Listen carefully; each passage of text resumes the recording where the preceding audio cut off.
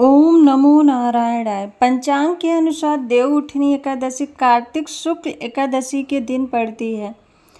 इस दिन माता लक्ष्मी और भगवान विष्णु की पूजा की जाती है। मान्यता है इससे सभी पाप नष्ट हो जाते हैं और इस तरह की समस्याओं का समाधान भी होता है। धरती के सभी सुख मिलते हैं और मृत्यु के बाद वैकुंठ की प्राप्ति होती है। आइए जानते हैं देवउठनी एकादशी पूजा का शुभ मुहूर्त कब है। धार्मिक ग्रंथों के अनुसार एकादशी व्रत करने से भगवान विष्णु का आशीर्वाद प्राप्त होता है। यह भी माना जाता है कि जो व्यक्ति एकादशी का व्रत रखता है उसे मोक्ष मिलता है, उसके धन में वृद्धि होती है। देवउठनी एकादशी प्रबोधनी एकादशी के नाम से भी जानी जाती है। मान्यता है इस दिन देवी लक्ष्मी की पूजा से सभी मनोकामनाओं की पूर्ति होती है। इस दिन दान पुण्य का विधान है। आइए जानते हैं देवउठनी एकादशी का शुभ मुहूर्त कब है। देवउठनी एकादशी कार्तिक शुक्ल एकादशी तिथि प्रारंभ होगी 11 नवंबर को शाम 6:46 पर। कार्तिक शुक्ल एकादशी का समापन 12 नवंबर को दोपहर के बाद 4:14 पर होगा।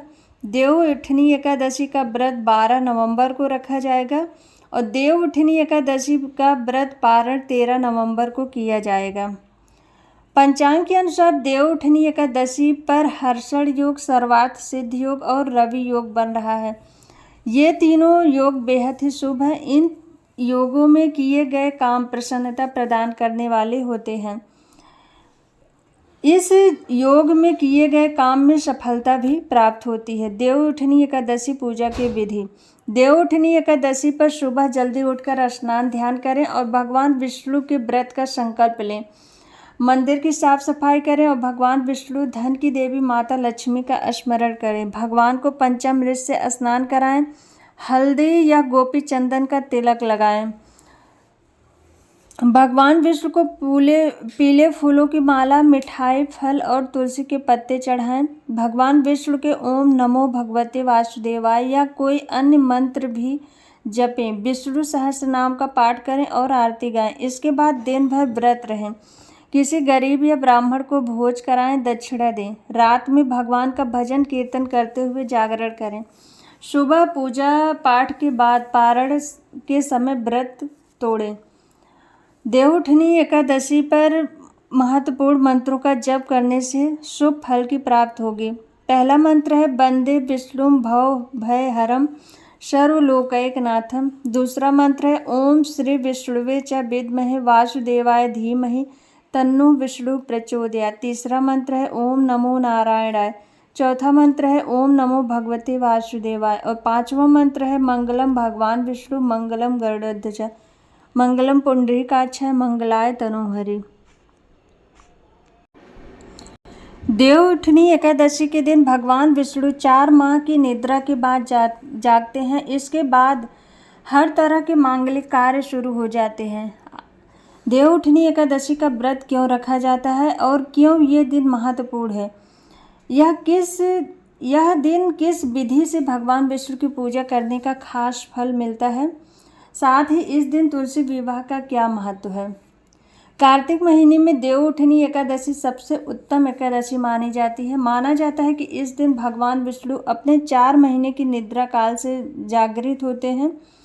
इस एकादशी से 4 दिन बाद पहले वह योग निद्रा में 4 महीने पहले वह योग निद्रा में चले जाते हैं, जिसके चलते सनातन धर्म में सभी मांगलिक कार्य 4 महीने के लिए बंद हो जाते हैं।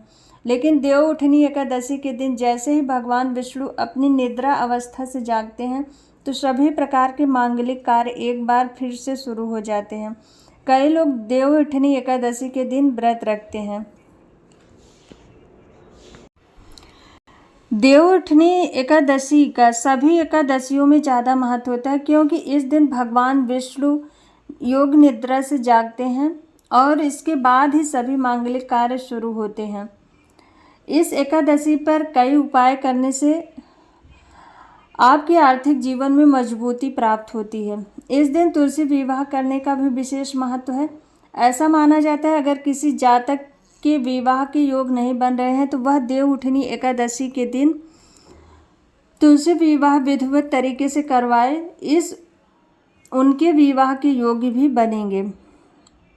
देवउठनी एकादशी के दिन से मांगलिक कार्य शुरू होते हैं। ऐसे में कुछ जातक को विशेष उपाय करने चाहिए जिससे उनके ऊपर भगवान विष्णु की कृपा बनी रहे और उनके विवाह के योग सहित जीवन में तरक्की हो। अगर किसी भी जातक के कारोबार में कोई बाधा हो रही है तो वह दूध में केसर डालकर भगवान विष्णु का अभिषेक करे। माना जाता है ऐसा करने से उनकी समस्त परेशानियां दूर होती हैं और कारोबार में वृद्धि होती है। अगर किसी जातक की कुंडली में विवाह संबंधित परेशानी हो रही है तो वह इस एकादशी के दिन पीला हल्दी, चंदन और केसर को मिलाकर भगवान विष्णु को तिलक करे। उनको पीले रंग के फल, फूल, मिठाई अर्पित करें। माना जाता है ऐसा करने से जातक के विवाह के योग बनेंगे और सभी बाधाएं दूर होती हैं। इस दिन तुलसी विवाह करना भी शुभ होता है जिससे विवाह के योग बनते हैं। देवउठनी एकादशी के दिन पीपल के पेड़ पर जल चढ़ाने से और पीपल के नीचे दीपक जलाने से कर्ज से मुक्ति प्राप्त होती है।